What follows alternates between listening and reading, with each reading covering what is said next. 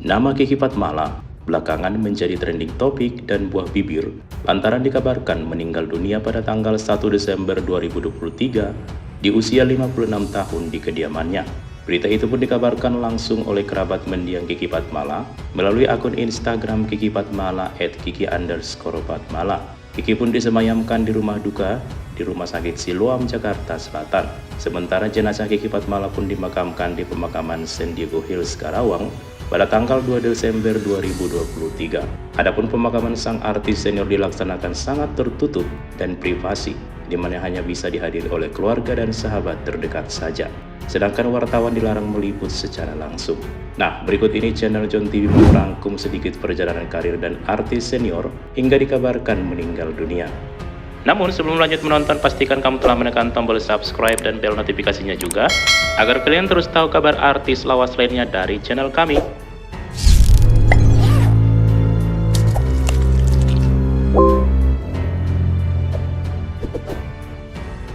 Kiki Fatmala lahir pada tanggal 14 Agustus 1967. Ia merupakan putri dari pasangan Sunarjo dan Fatma Farida. Nah, sebenarnya Kiki Fatmala tak bercita-cita sama sekali menjadi seorang aktris. Ia pun awalnya ingin sekali menjadi pramugari agar bisa berkeliling dunia. Namun, cita-citanya itu pun kandas. Kiki secara tak sengaja menemani temannya yang akan casting sebuah film, dan lantaran tak kunjung balik, akhirnya Kiki pun memberanikan diri menemui temannya ke gedung di mana temannya sedang di casting. Kiki pun malah ditawari untuk menjadi figuran dalam permain film. Setelah beberapa kali menjadi figuran, Kiki pun dimulai debut filmnya lewat film berjudul Permainan di Balik Tirai pada tahun 1988. Kemudian masih di dekade yang sama, Kiki banyak membintangi film-film bergenre panas yang kemudian membuat dirinya mendapatkan predikat sebagai bom seks. Beberapa film lain yang dia bintangi antara lain Kabut Asmara 1994, Di Balik Cinta Eva 1994, Gairah Terlarang 1995, Mas Suka Masukin Aja Besar Kecil It's Okay tahun 2008, dan masih banyak lagi lainnya. Selain film-film dengan genre panas, Kiki juga salah satu aktris yang kerap muncul dalam serial komedi Warkop DKI ataupun Warkop Angel. Beberapa serial Warkop yang dia bintangi antara lain Bisa Naik Bisa Turun 1991, Masuk Kena Keluar Kena 1992, Bagi-Bagi Dong 1993, dan lain-lain.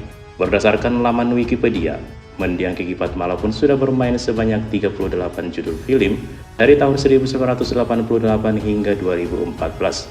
Tak hanya di dunia film, Kiki juga melebarkan sayap ke dunia sinetron dan FTV setelah era perfilman tanah air saat itu take down dan terlalu banyak aturan sensor dari KPI.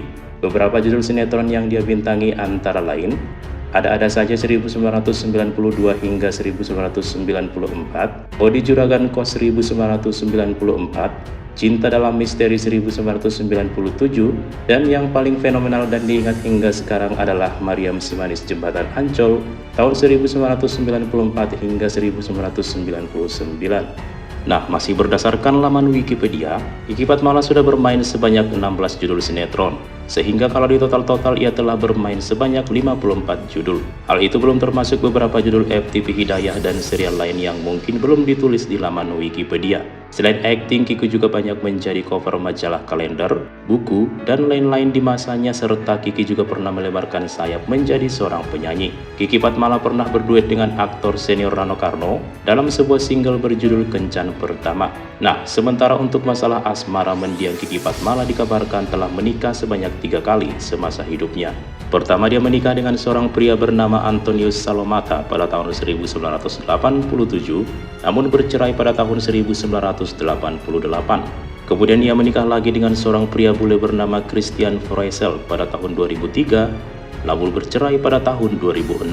Setelah 2 kali gagal, Kiki pun selektif dalam mencari pasangan dan memutuskan menjanda selama 14 tahun sebelum akhirnya menerima cinta Christopher yang kemudian sangat setia menemaninya hingga akhir hayatnya.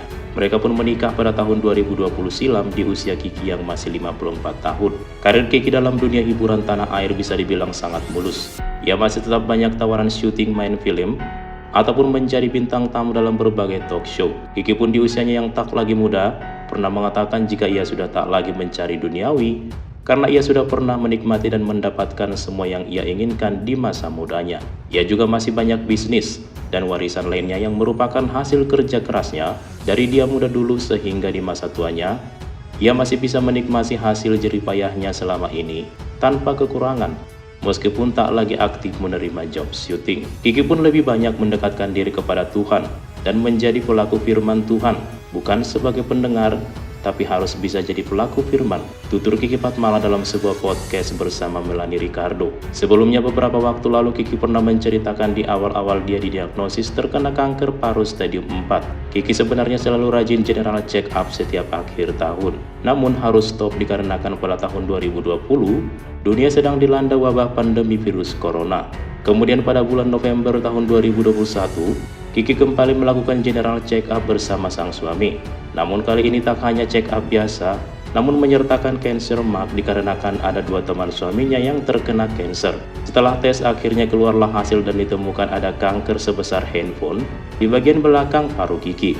Setelah melakukan tes lebih dalam diketahui jika kanker yang diidap Kiki sudah stadium 4. Meskipun sempat lemas dengan hasilnya, akhirnya Kiki dan suami pun memutuskan untuk move on dan mencari pengobatan serta melakukan beberapa kemo di sebuah rumah sakit di Singapura. Diketahui Kiki pun sudah melakukan kemo sebanyak 8 kali. Setelah serangkaian pengobatan, Kiki sempat dikabarkan sembuh dan sel kanker di parunya pun sudah mengecil dan tertidur. Namun tidak bisa sembuh total karena bisa sewaktu-waktu kembali mengganas. Disebutkan pula dalam podcastnya bersama Maya Estianti, Kiki masih mengatakan bahwa dia hanya tetap harus melakukan serangkaian pengobatan lain secara berkala untuk tetap memantau sel kanker dalam tubuhnya, namun tak perlu lagi melakukan kemo. Kiki pun banyak diundang ke berbagai stasiun TV untuk berbagi kisah bagaimana dia bisa survive dari sakit kanker yang dideritanya. Sempat dikabarkan sembuh, nama Kiki Fatmala pun sempat meredup dari dunia infotainment. Rupanya Kiki selama ini beberapa bulan terakhir memang dikabarkan kembali mengalami drop sementara sel kanker stadium 4 yang dideritanya sudah menjalar ke otak. Bahkan selama seminggu sebelum menghadap Sang Ilahi, Kiki sudah koma alias tak sadarkan diri. Kiki sempat dibujuk agar dibawa ke rumah sakit, namun Kiki meminta agar dirawat di rumah saja agar tak menyusahkan orang lain. Jauh sebelum Kiki Fatmala meninggal dan ketika didiagnosis terkena kanker stadium 4, Kiki sudah menuliskan wasiat tentang harta gonogini dan lain-lain, termasuk akan dimakamkan di mana jika kelak meninggal. Namun siapa yang bisa melawan takdir ilahi? Kiki pun harus menyerah dengan penyakitnya. Ia pun dikabarkan meninggal dunia pada tanggal 1 Desember 2023 di kediamannya sekitar pukul 5 pagi. Dalam wawancara adiknya kepada awak media, Kiki merupakan sosok kakak yang baik, tidak menyusahkan dan tidak merepotkan. Kepergiannya yang sangat mendadak dan memohon agar kesalahannya diampuni semasa hidupnya baik sengaja maupun tidak sengaja. Di mata para sahabatnya, Kiki juga merupakan sosok yang dewasa, bekerja keras, periang, tidak suka mengeluh dan selalu on time. Selamat jalan Kiki Fatmala. Semoga amalmu selama di bumi diterima Sang Ilahi. Karya-karyamu akan selalu dikenang sepanjang masa.